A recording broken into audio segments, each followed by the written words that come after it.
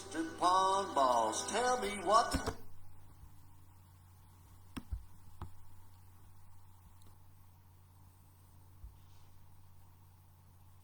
Hey, Mr. Whoa, here we go. Boss, tell me Never what know when we're going live. to make all my Walker Lake dreams come true. Hello, everybody.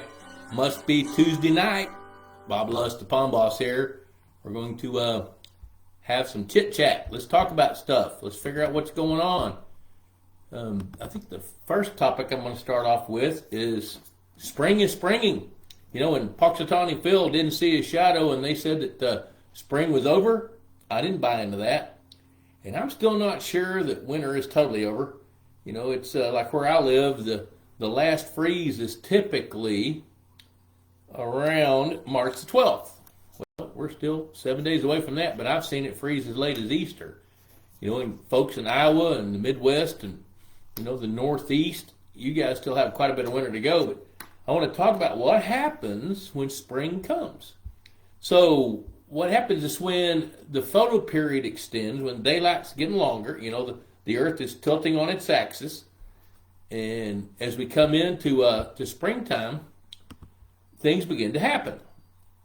And what happens is that temperature and photo period start to trigger biological changes. You know, it's here we got daffodils blooming. The redbud trees are out. We don't usually see redbuds for another 3 weeks. So everything's early. So I can't help but believe everything else is going to be early. I think fish are going to spawn early. I think the plants are going to start growing earlier than normal. So whatever normal means, I don't think I've seen normal forever. Hello, John Henry. Good to see you, buddy. So you guys join in, pop in, say something. Let me know you're here. And we'll just have a little conversation for about an hour and just see where it goes. I never know what's going to happen, but I always know it's fun. Hey, there's Josiah checking in from Clinton, Missouri. He's still battling the solar farm fight. Good luck on that, man. It just doesn't make any sense to me because you got to have federal money to make money on that. Hey, Samuel Jenkins, good to see you. So when spring gets here, the photo period has an impact, but so does the temperature. Actually, you know, in real estate, they say location. Well, here in pond management, it's temperature. Everything is triggered by temperature. Chico, my man, I love me some Chico. I'm so glad you're here. Hello, Brandon Coleman from Yorktown, YX. Where's that? Yorktown, YX. I don't know if I've ever been there. Tell me what YX is. Chico, man, I want to catch up with you here in a couple of days and just catch you up because there's a lot of things going on that are really fun, and you need to be a part of some of that. So when the temperature begins to go up, things begin to happen. And where I want to start is what happens. Oh, Texas. Oh, Yorktown, Texas. I don't know where that is. Okay, I got it now. Sorry, typo. John Dyer checking in from Callahan County over there, not far away from Abilene. So anyway, when the temperature starts to go up, it triggers things to happen. Fish are cold-blooded. So when the temperature starts to change, their metabolism changes, their food habits change. They've developed eggs. This is a cool fact. Fish develop eggs over the wintertime. It's not like they come into the spring and don't have any eggs. As soon as they lay those eggs and the ovaries are empty, they begin to regenerate eggs for the next year. So I love that, Chico. Good job. Right on. Hey, dude, I've been writing a lot. My kids have asked me over and over and over because I've got some really cool stories, and Chico knows that because he's had to listen to them. But I do have some pretty cool stories.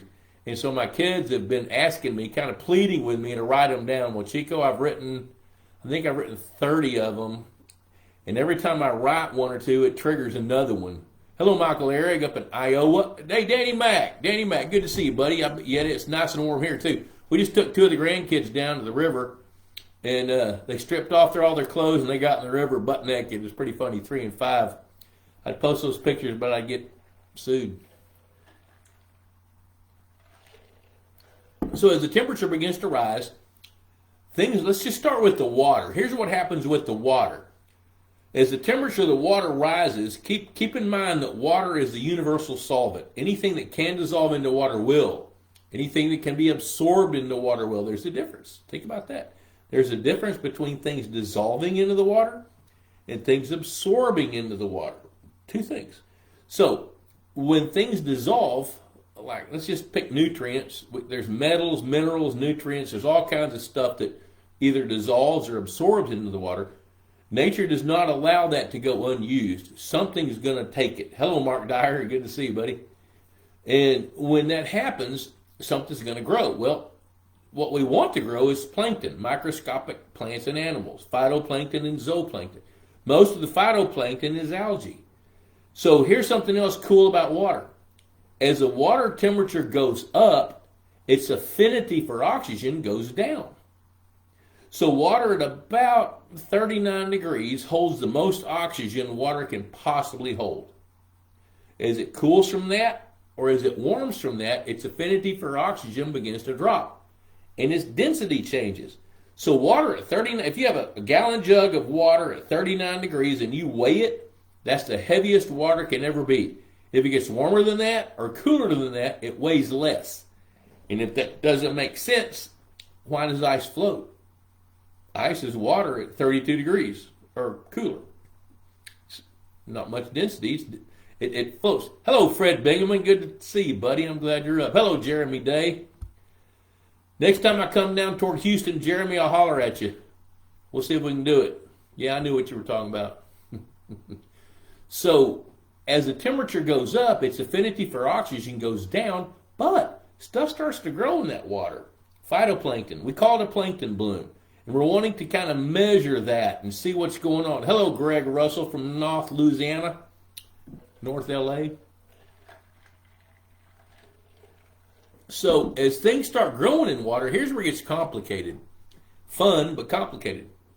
So oxygen, water's affinity for oxygen drops as the temperature goes up. Water at 90 degrees can't hold nearly as much oxygen as water at 50. And at 90, animals need it more. But what also happens when the water temperature is going up, water temperature here is probably 65 degrees, 60 to 65 degrees right now, plankton starts to grow. Well, plankton photosynthesizes phytoplankton, algae, microscopic algae. They begin to photosynthesize, so they're absorbing carbon dioxide, giving off oxygen, so they're adding oxygen to the water. So it's kind of a, maybe you can call it a symbiotic relationship. I don't know, a water expert might tell me something different. Hello, Mike Cottrell. Oh, hey, thanks for the reminder, dude. Hashtag Pond Boss Magazine. Do what Mike Cottrell just did right there. He did it. See, look right there. Hashtag Pond Boss Magazine. Click like and share this video to your timeline, and you'll be eligible for a drawing for a Pond Boss hat. I gave away my last Pond Boss hat that I had here at the house. So I'm going to have to see if I can get Leanne to get me some, which I know she's got some. I was at the office the other day, and I forgot to get them. So as water's affinity for oxygen drops, its ability to produce things that can generate oxygen goes up. So then the food chain kicks in. Now remember, it takes 10 pounds of bait fish to create a pound of whatever's above it. So in the trophic levels of the food chain, it's about 10 to 1. Jeremy Day, Pondology. Hey, you know what? Speaking of Pondology, I've got one set up for the end of May. It's going to be $1,500. I think we can handle maybe 9 to 10 people. So, hey, Patrick, checking in from East Java. Patrick's on a ship working in the oil field business, and he's my neighbor, Patrick, and we're going to have a little dinner date here before long, Patrick. I'm hoping that Ben chimes in pretty soon. Maybe he's watching. I don't know. So, hey, Jason Dodd, good to see you, buddy. Let's see what else we got going on here. So, anyway, I am going to do a pondology class. It's going to be. I'm going to go look at the ranch. I've looked at one ranch. I'm going to look at another ranch. I'm going to go look at West Haven Ranch near St. Joe, Texas. And if it works there, which I think it will. Hello, Bruce. Dr. Bruce Condello, one of my longtime great friends. Dude, we got some stories. I was telling everybody that I've been writing down a bunch of these stories. And you're going to be in several of them. I haven't written all of them yet, but man, I'm cranking them out as fast as my little hands can type. And when I'm not chasing little bitty rugrats around the river and around our neighborhood here, well, I'm writing. Or designing lakes. I'm doing a bunch of that too. So back to the topic. I like what Leanne talked about 5 minutes ago. I wander all over the place. Hey, Kenny Sanderson, good to see you, buddy. Western Kansas. I know those fires hadn't hit you, but they're down south of you, straight south of you. People getting hammered down there, buddy. So back to the pond topics. As the temperature goes up, it starts triggering things to happen. Fish start spawning. And what's really cool is different fish spawn at different temperatures and at different times. Different phases of the moon, things like that. That's nature's way of keeping things separate. So even though a fish may spawn at the same temperature as another species, what happens is they're going to spawn at a little bit different phases of the moon oftentimes. And I'll never forget, this is a cool story. When I graduated from Texas A&M back in December of 1979, I hung up my shingle, which that means I started a little business. I rented a fish farm west of Wichita Falls, Texas. And that was the year the state of Texas stopped giving away free fish. Well, Gary Valentine, whose 80th birthday was yesterday, he was the state biologist with the Soil Conservation Service back then. And he got in touch with 3 or 4 of us around the state to see if we could supply fish for local farmers and ranchers and people that own ponds to be able to stock their ponds since the state of Texas stopped giving away fish. Now, some states still give away fish, but there's always a catch. Like in Oklahoma, if you give away fish, you're supposed to let people fish your pond. Now, they can't trespass on your property without your permission. But here we go. Hey, Danny Mac, I tell you who I'm talking to. I'm talking to Bobby and Jacob West at their ranch up in North Texas. They've got some really cool rustic cabins. They can sleep 9 or 10 people. And I'm thinking about, I'm going to go look at it. I'm going to go meet Bobby next Friday or this Friday and see what we can do with that. And they've got about a 20-acre lake that's been stocked 3 years. So we can take an electrofishing boat, go do some really, really fun stuff with the pondology course. And Danny Mac came to the first one. So if you want to know anything about it, Danny Mac will tell you all about it because he's been there. Been there, done that. And so, shoot, I already forgot what I was talking about. Oh. Let's see, I started in, okay, so we started stocking fish. Well, I can't remember the story I was going to tell. I was talking about Gary Valentine, stocking fish. People wanted to start taking better care of their fish. I had a story, but I lost it. I let myself get distracted. Yeah, the lake they built, that's right. Look at there, Fred's got it. If y'all don't know about Bird Dog yet, you need to. I think it's, look at birddogit.com. Moon phase makes a big difference, Kenny. Yes, it does. Like, for example, I got it. Thank you. There you go, moon phase. So what happened was I started having to try to figure out where I could buy fish. Well, I came across a fish farm in Kingman, Kansas, Kenny. Hartley Fish Farms, Bus Hartley. Well, I don't even remember how I found them, but I called Hartley Fish Farms. Mark, I'll get back to you on that here in a minute. I have a theory because I'm not a muskie fisherman, but I got a theory.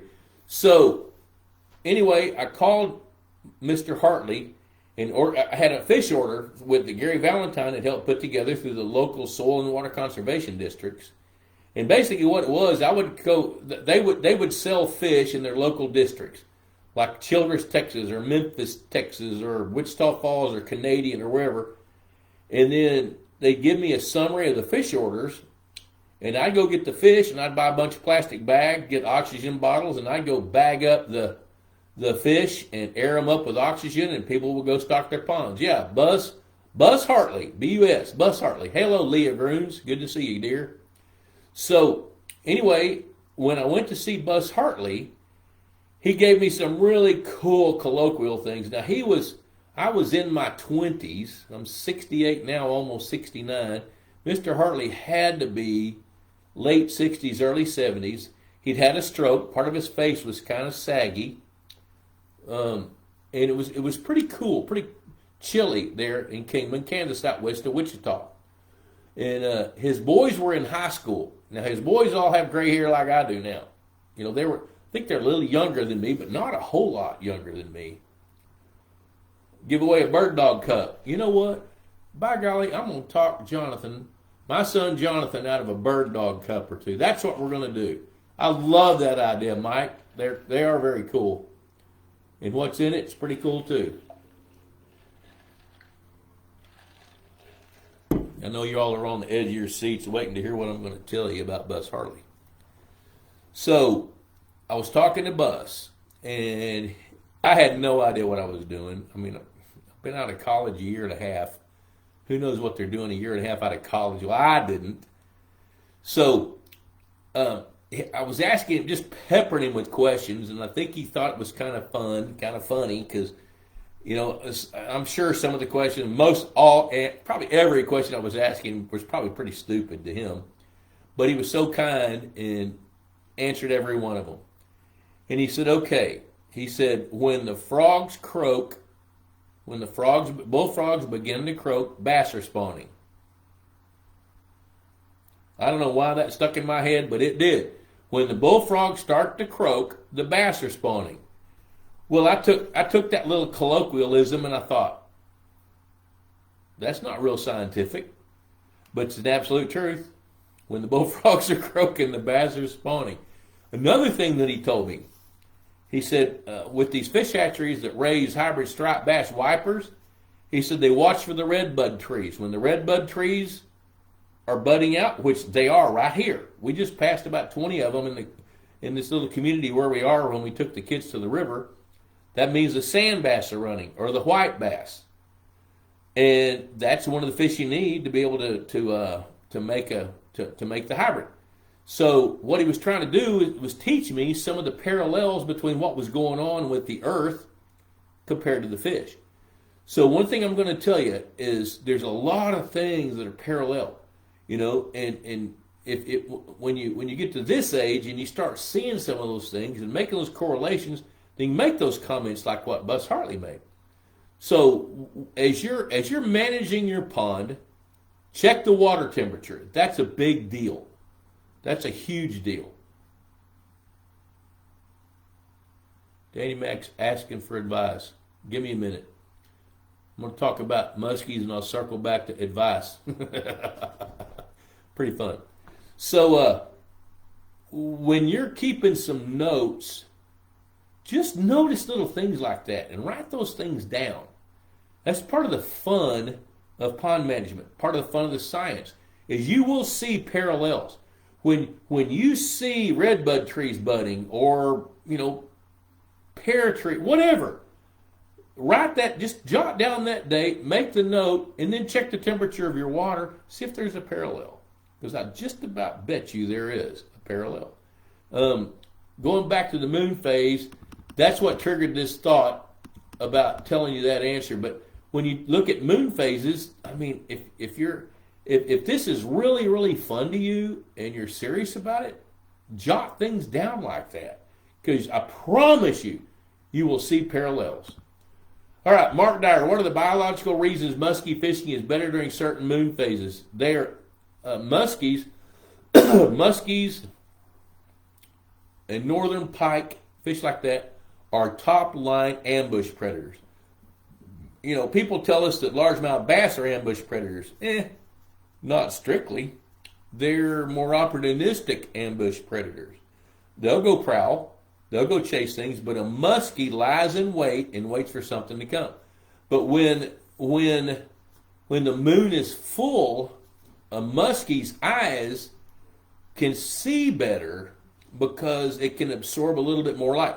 Walleye, for example, the lens of their eyes is so big, you can actually, when you're out, and you know what, Kenny Sanderson sees this, he knows this. When at night, if you're shining light in the water, you can see the eyes of a muskie because the size of the lens in the eye in a walleye, the lens in a walleye shimmers. I mean, you can see it. I've been shocking out at night when I knew what we'd shock the minute we did it because the spotlights on the bow of the boat were shining down and you could see those eyes glisten. It's almost a golden color. You know, but muskies have pretty good vision at night. Now, they can also detect movement, and they're really good at that. All right, let's see here. In Banny Mac, I have to go to spend a night in Calvert. Well, I don't know why anybody on God's green earth would spend a night in Calvert unless they have somebody that lives there. And I'm not quite sure how that's working. Here comes Debbie. What you got, babe? You want to say something to somebody? No, I just wanted to see what we were drinking. Hey. Is it that good stuff? Yeah. Then I will look. She's interrupting my broadcast. Take a sip and give it back. She knows what's in my bird dog cup. I'm doing a little bird dog in here. So, oh, Lauren, I love Lauren. Lauren, you know what? I hope you found some glitter. I hope you let your dogs run on that frozen pond. So I will circle back to you in a minute. So then you're going to drive 60 miles to Overton Saturday morning, open market, then shoot straight home, 260 miles. Advice? Yeah, here's my advice. Don't go to Calvert. Calvert, they got a little downtown that's full of antique stores and stuff. It's not that cool. Maybe go over to Rosebud Lot. No, not Rosebud Lot. Gosh, I can't think of that town that's between Brenham and Austin. Go there and check things out. Oh, your niece is the mayor of Calvert. It's becoming a family. Don't ever admit that. Calvert. Okay, well, tell your niece congratulations. And you know what? Calvert's downtown used to be pretty cool, but they've lost some tenants. Tell them they got to ramp that up a little bit.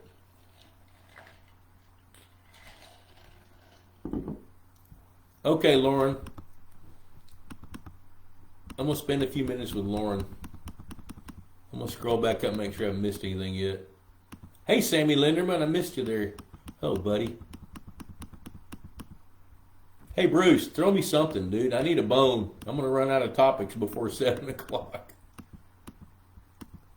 Hey, Danny Mac on the Pondology. I'm scrolling up and down, looking at these questions. I'm going to pitch out some information about that. Yep, the lake they built. It's absolutely right. Okay, Lauren Ashley Meza. R.E. Thompson found us. There you go. The glitter ideal. I'm so glad to hear that. I can't wait to see how that works out.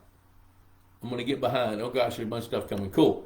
I want you to have a good relationship with my fish. Oh, if I want to have a good relationship, I'm going to interpret this.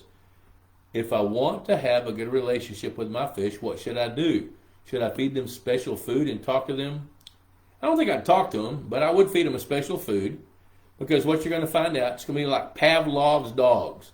Same place, same time, excellent food, doesn't take a lot. I don't know how big your pond is, but feed the fish. That's a good thing to do. And here's the thing. You got to understand. A fish brain doesn't have the piece where they can understand anything rationally. It's all about making babies, eating, and not being eaten. That's it. That's all they do. That's their life.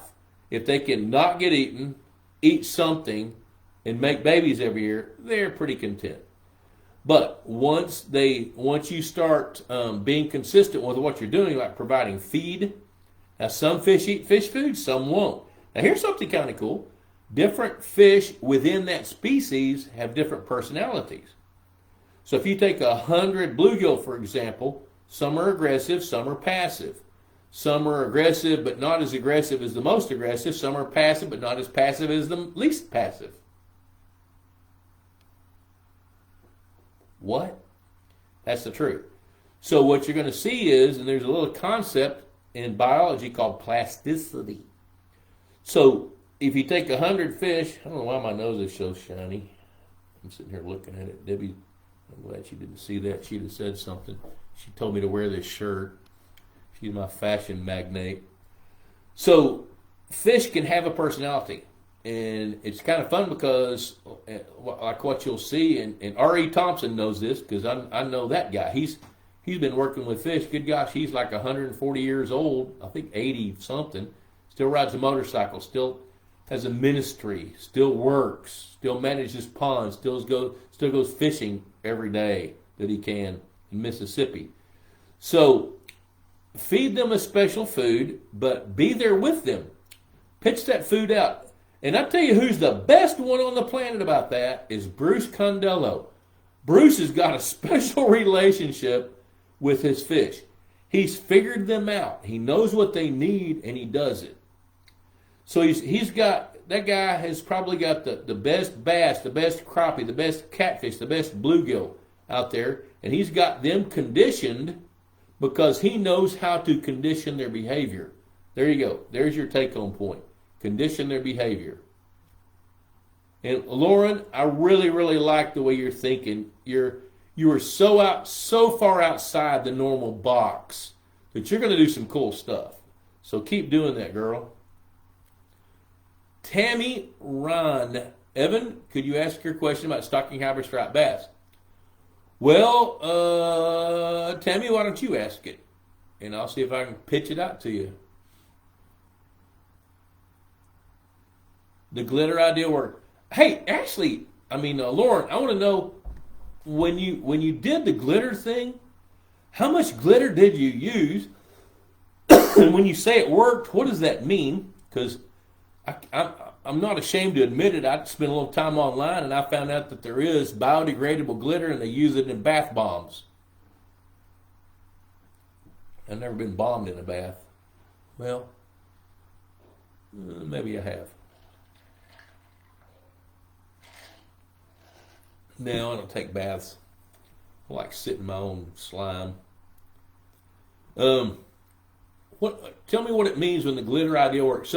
So did the moon shine on it and make it sparkle, or I'm curious. I want to know that. R.E. Thompson, 60 is 60 degrees the temperature to begin fertilizing? No, don't wait. 60 degrees is good. Now here's the deal. He's asking. He's in Mississippi. And he's got several ponds that he manages. Should he begin fertilizing? 60 degrees going up is the perfect time to fertilize. Because if you can create a plankton bloom, then what you're going to do is you're going to do two things. Because when these temperatures go up like this, spawns are going to be early. Just book it. Take that to the bank. And in my gut, I really think we're going to have another cold front or two, because that's I should think that. But I know this. I'm seeing redbud trees 3 weeks early. I'm seeing elm trees bud out 3 weeks early. Well, it kind of makes me think that the fish are going to spawn 3 weeks early. And if they do, they really need a plankton bloom, because listen to this. This is a cool fact. When a little bitty fish is first hatched, it's tiny. Like take bluegill, for example.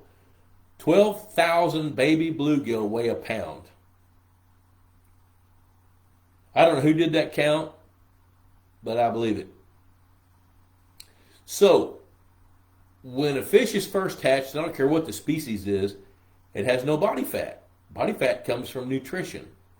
So those fish have to eat. And when you're this big, and your mouth is about that big, there's not a lot you can eat unless you're gleaning it from the water. That's plankton.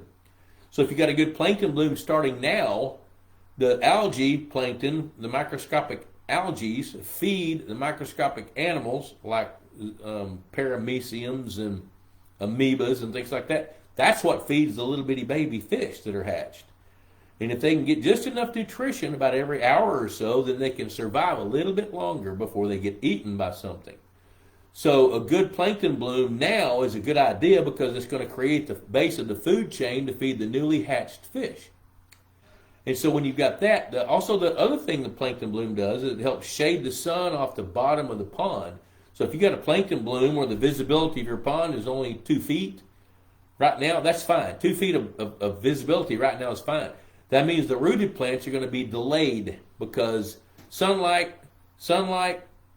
food, and temperature are the three things that plants need to be able to start to grow. So if you don't have those three things, plants are not going to grow.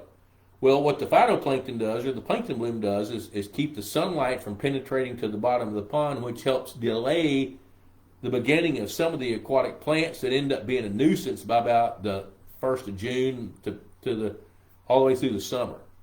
So, yes, I think fertilizing is good now. And the other thing about it, R.E., is that fertilizing is cheap. It doesn't cost much money. So let's say you fertilize, you get a good bloom, and then we do get that freeze, then you can fertilize again at half the dose and kick that bloom off again.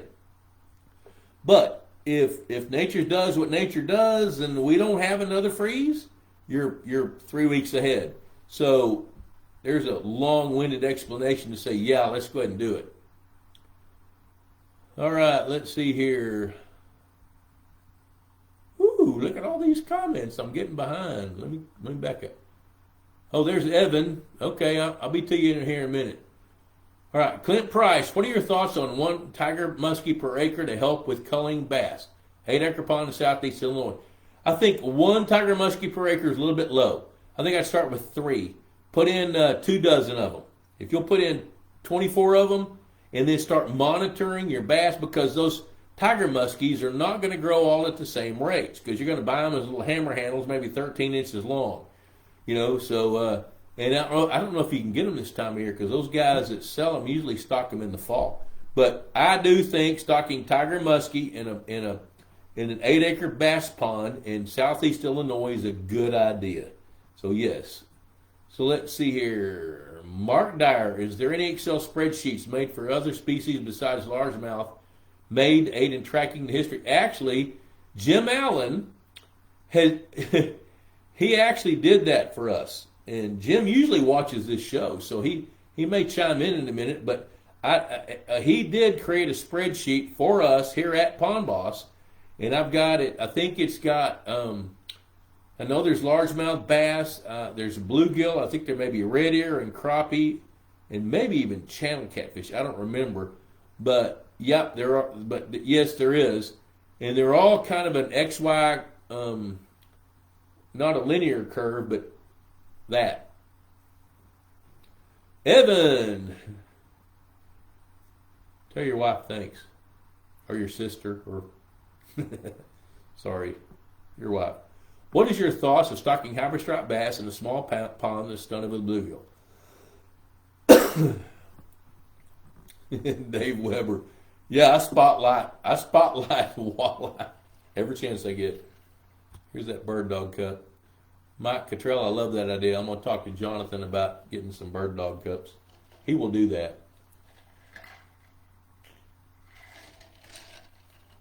Debbie came in while I go and sip this, and I'm probably going to get busted later, but there's a little bit of vodka. There's some tonic water and lime juice in there. And that tonic water is, I can't remember the name of it, but you buy it in 4 packs in there. It's elderberry. It's really good. I think stocking hybrid striped bass in a small pond stunted with bluegill is a fine idea. I don't have any problem with that. The thing about the hybrid striped bass, now here's the caveat, I would feed those hybrid stripers. People say, well, if you feed them, they're not going to go eat the bluegill. Well, yeah, they will, because what happens is when that feeder goes off, so maybe it goes off for 5 seconds twice a day, and it takes them 30 seconds to clean up the feed. That means they eat for 1 minute a day. That leaves 23 hours and 59 minutes that they're not eating fish food. So once they get big enough that they can start eating those small bluegill, they will.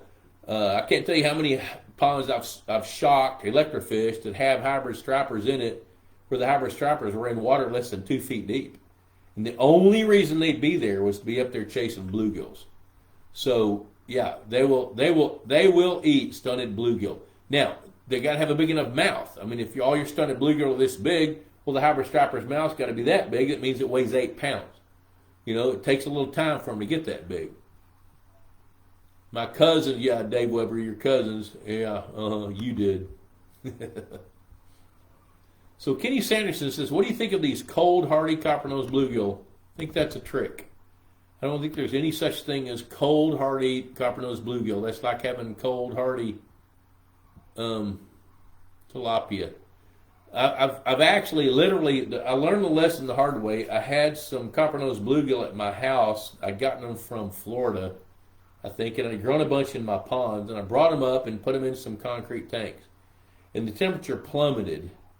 And I went out there the next morning, and every one of them was laying on the bottom, on their sides, barely breathing.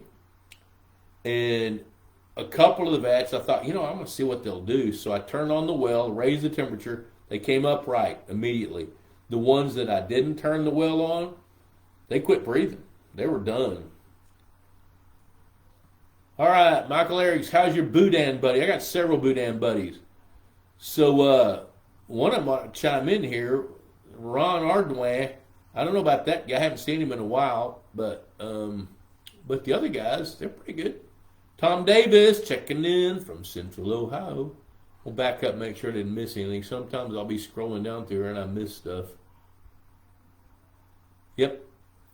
Yeah, Lauren, I want to read what you wrote about how that worked. I'm going to go down here in a minute. Danny Mack. How do I shock a 10th acre pond? Can't drop an electrofishing boat in there. LOL. Well, actually, there's backpack shocking units. You can wade out there and do it. Wesley Ellis, last week I asked about Floyd tags. This week my question is, when tagging fish, how long can they be out of the water before it starts adversely affecting the fish? In other words, what's the maximum time a largemouth bass should be out of water? Well, you should be able to take a largemouth bass, and if you're going to tag it, you should be able to tag it within about 10 seconds. So if you're organized, and I've been on a lot of tagging adventures, I promise. You got somebody with a clipboard, okay, and typically when we're tagging fish, we're electrofishing them. So we electrofish them, put them in the live well, and then we get however many we want, then we pause.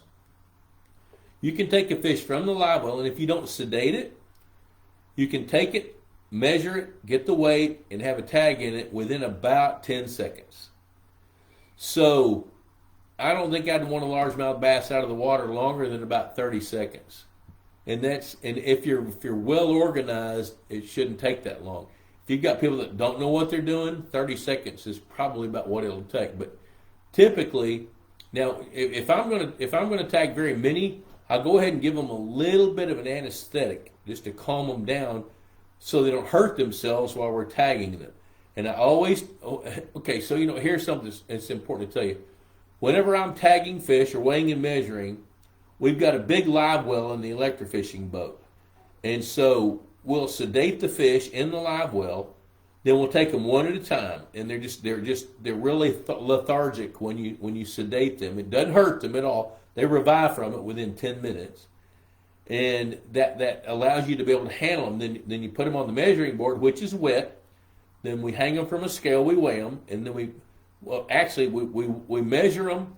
Then we take the Floyd tag and we stick the tag into the dorsal area, into the flesh, twist it, pull it out. The tag's in it. Then we weigh and measure, and we log that down on a clipboard. We're just dictating it. 13 inches, 1 pound, 4 ounces, whatever. And that fish has got a tag in it, and they've already written down the number of the tag on the clipboard because we're tagging them in order of the number. And then that fish is released immediately, and just soon it's gone. Danny Mack. I'm going to tell you 30 seconds is really the longest.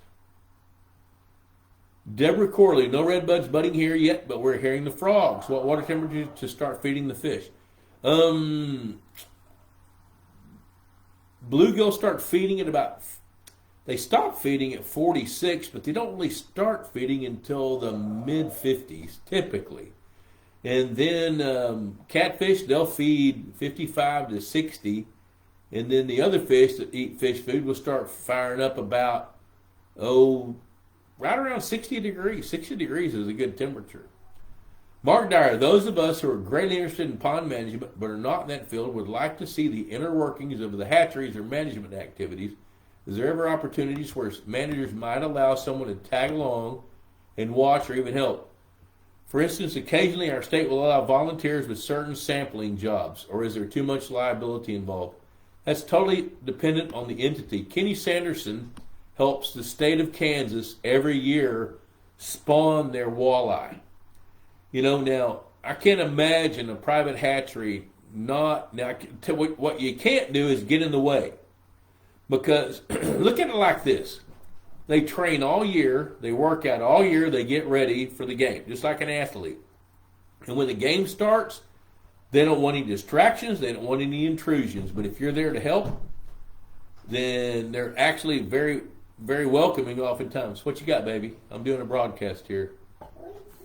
I'm on my computer talking to people. No, come here. Come here. Well, so I can see you. Here's Hadley. We're playing with... There she is. Say hi to everybody. Say hi. All right, go in there with memes. Take girlfriend with you. Here, girlfriend. You can leave her here. She's okay. Shut the door, baby. We have grandkids. If you're not blessed with grandkids, you're missing it. You know. So, anyway,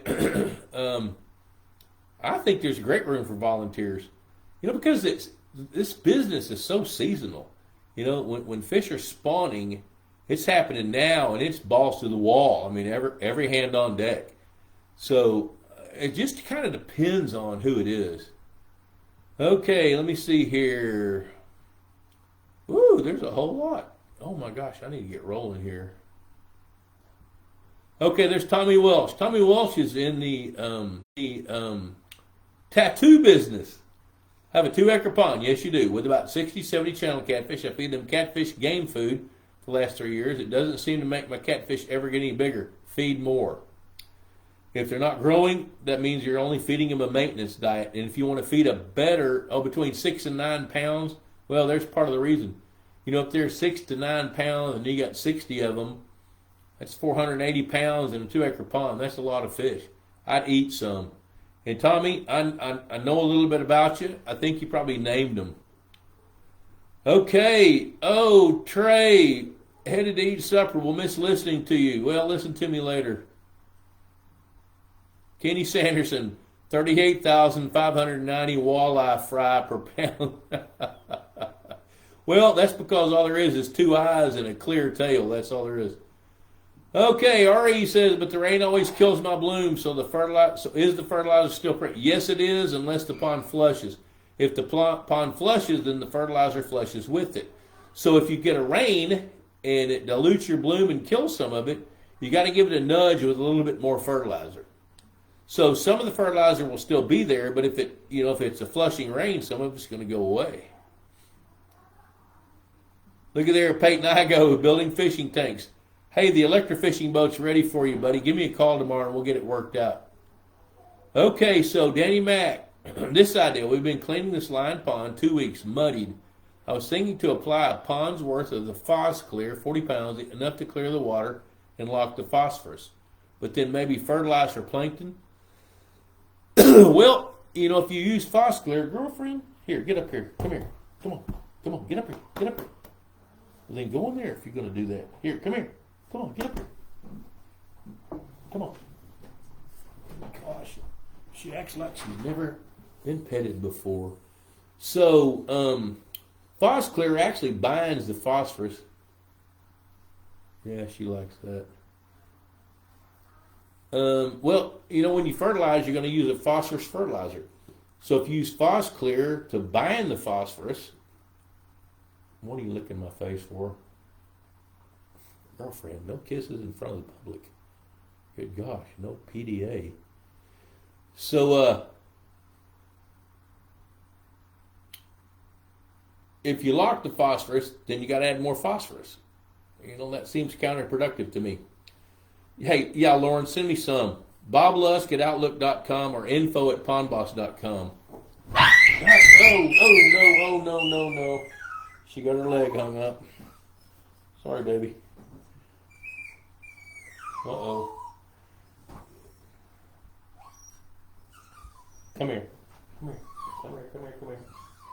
I know. She got her leg hung up on the chair when she jumped off. It's all right.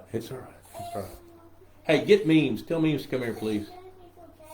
Yeah, tell Memes I need her real quick. Yeah, she got her leg stuck. Okay, Ashley, or Lauren, I don't know why I'm calling you Ashley, but Lauren, send me some pictures of glitter. I really want to see that. Okay, Danny Mac, I had hybrid stripers, only 2 survived the long road down the Pump Creek. They're stupid. Yeah, they are kind of stupid that way, but because they don't know. They don't have any sense. Steve Thorburn. Oh, what's going on here? Woo! There's Travis Paul Smith. Hey, honey. Come here and get girlfriend. Okay, y'all bear with me. She just jumped out of my lap, and her hair and her leg got hung up in the chair, and her back leg, and so she's a little. Come on, baby. She's not feeling too good. She'll be all right. Okay, let's see here. Ryan Clark, what are your thoughts on trapping minnows in a creek all winter long and moving to a pond? Illegal? I don't know about the legal ramifications. Because I don't know that, but it depends on the species of minnows. So if they're fatheads, that's okay. If they're shiners, that's probably okay. If they're chub suckers, maybe. If they're carp, no. So I don't know that. Depends on the minnows. And minnows, grass carp are minnows, literally. Golden shiners are minnows. Fatheads are minnows. So it depends on the kind of minnows. And I don't know what the legal ramifications are. Let me see what I'm missing here.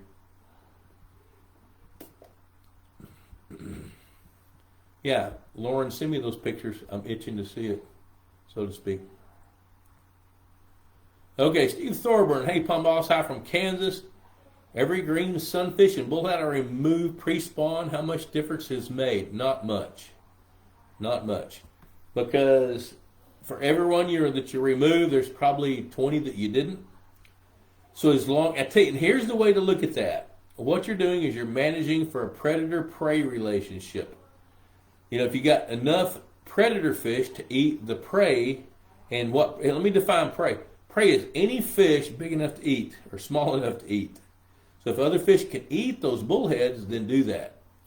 Northern Pond, Central Kansas, walleye, saugeye, gills, red ear, smallmouth, yellow perch, 4 species of minnows. Rough question, I know. Not that rough. So the number of green sunfish and bullhead you remove is irrelevant. There's your answer. Because as long as you still have some, they're still going to reproduce. Every time you remove any fish, nature's going to try to fill the void if there is a void. There's your answer.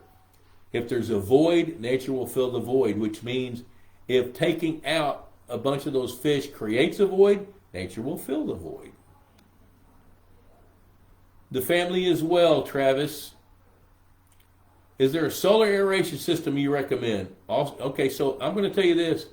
That science is still evolving, but there are several companies that are producing pretty good solar-powered units. Go to the Pond Boss Resource Guide at pondboss.com and take a look at that. Also in the summer, you don't recommend aerating at night. I do recommend aerating at night. I recommend don't aerate during the day. And it kind of really depends on where you are. Water temperature is the key. So if you were aerating in Texas or Mississippi or anywhere south of the Mason-Dixon line in the summertime, if you aerate for 24/7, here's the answer to that. If the water temperature gets above 83 degrees, that's detrimental to the fishery. And I have seen pond temperatures 87 and 88 degrees autonomous from top to bottom and have watched fish die.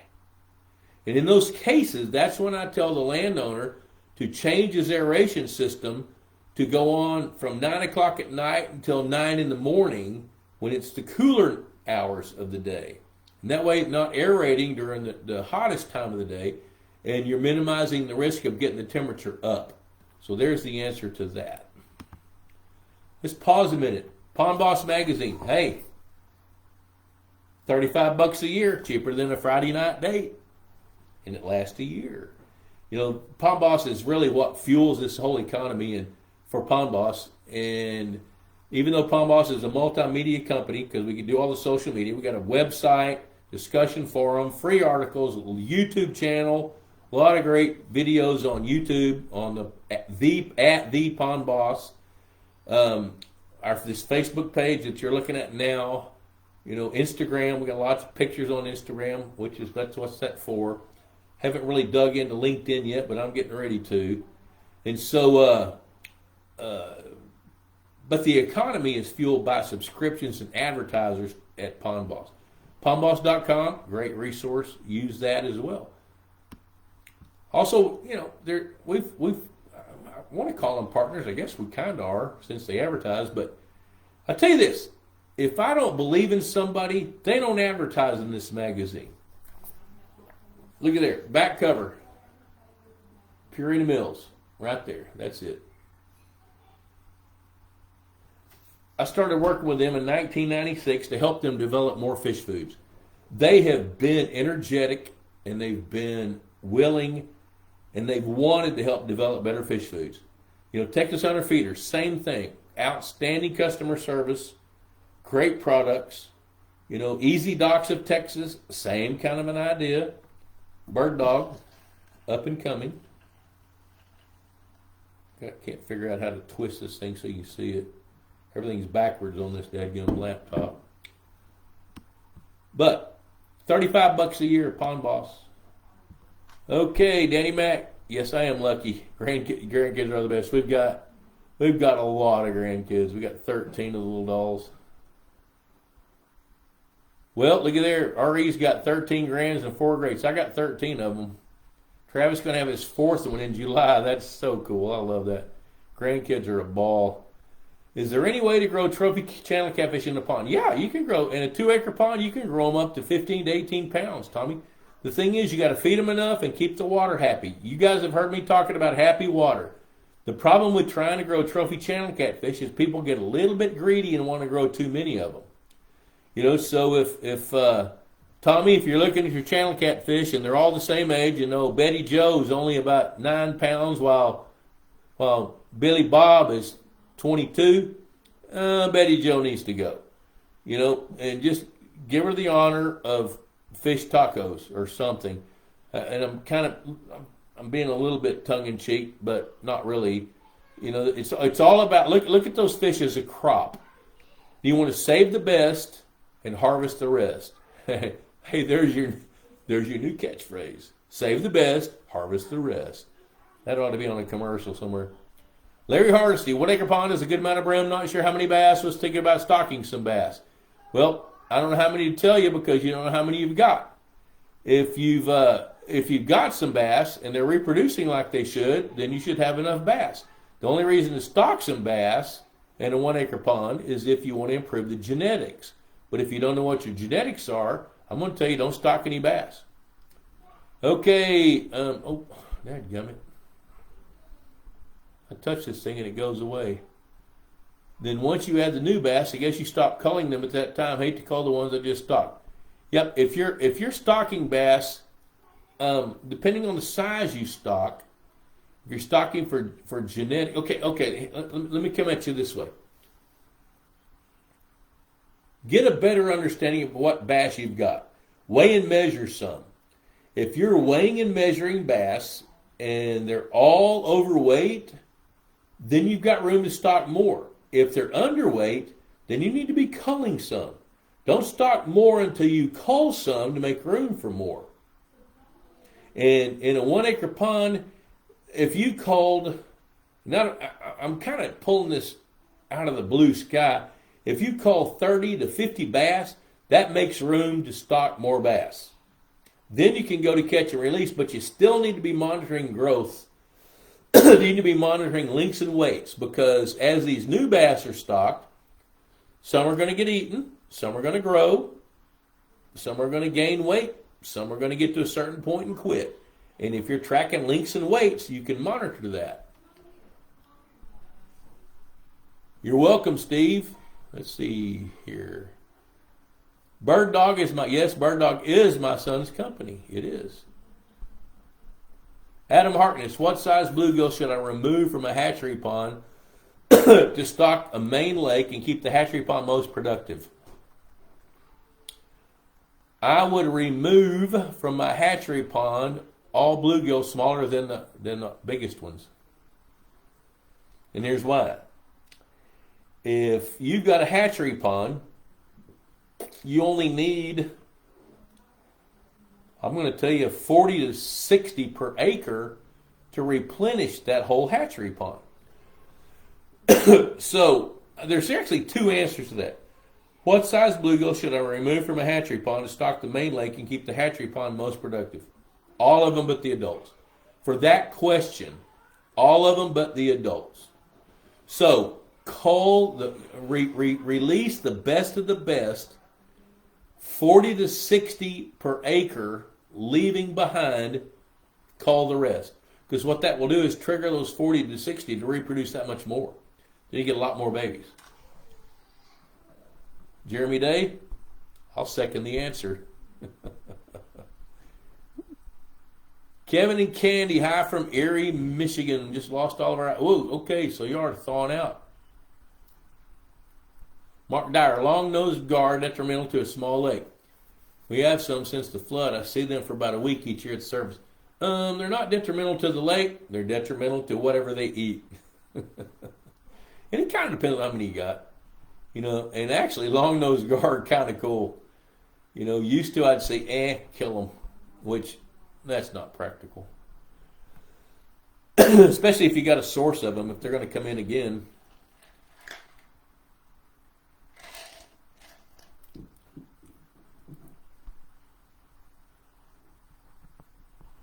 Danny Mack, you stock a bunch of channel cats. Now you're catching them. But eventually there's only a few. That's right. Our 30-inch monster died this winter. I hope you gave him a funeral. Yep. Because they do have a lifespan. And all fish have, just like people, have a lifespan. Mike Cottrell, in a half-acre pond, primarily channel cats. Are there any chance bass can exist with them? Yes, there is a chance. So what does that mean?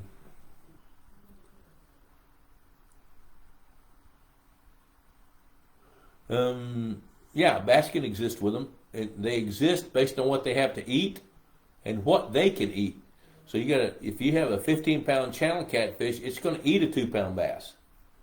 So the bass are going to have to be a little bigger than that to be able to exist. So Jeremy Day, what if the hatchery pond's like 0.20 acres? Well, let me tell you this. Back when we had LL-2 and I wanted to work more, we had 2 1/10 acre ponds. One of them was more productive than the other, and what was really interesting, because it was shallower. There were 2 ponds that sat kind of like this. The one at a higher elevation was shallower, the one at a lower elevation was deeper. That shallower pond, we would harvest anywhere from 10 to 12,000 baby bluegills, 1.5 to 2.5 inches long, every fall. And I'd always throw back probably 20 to 30 adult bluegills. And then I'd check them again. I'd sample them in the summer. Wouldn't take any fish out because I was feeding the heck out of them. Plus, I also had a well so I could keep the water happy, so I could feed the heck out of them, which I did. I had a Texas Hunter feeder on each one of those ponds, fed the heck out of those fish, fed Purina's Aquamax fish foods, and man, they did great. And the South Hatchery Pond, I called it, 10 to 12,000 small bluegills, and there would be 3 size classes every fall. Okay, that I harvested. There were 4 size classes overall, which meant that we got at least 3 spawns. And I know we got more than that because the 4th spawn probably happened in October, and I harvested those fish in late October, and those babies would swim through the seine, and my seine was 3/8 inch mesh.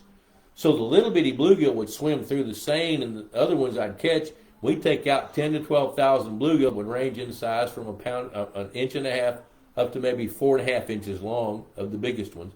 Then I'd throw back those bigger ones. So that was pretty fun. Ian, you're welcome, buddy. Hey, man, I'm telling you what, this is just as much fun for me as it is for you. And Adam, you might be interested in that pondology stuff because it's really pretty good. Danny Mack will tell you, and it's fun, it's hands-on, it's energizing. And I'll tell you something else cool about the pondology course. You're going to make new lifelong friends. I'm amazed at how many people come to those. I think I've done 4 of them now.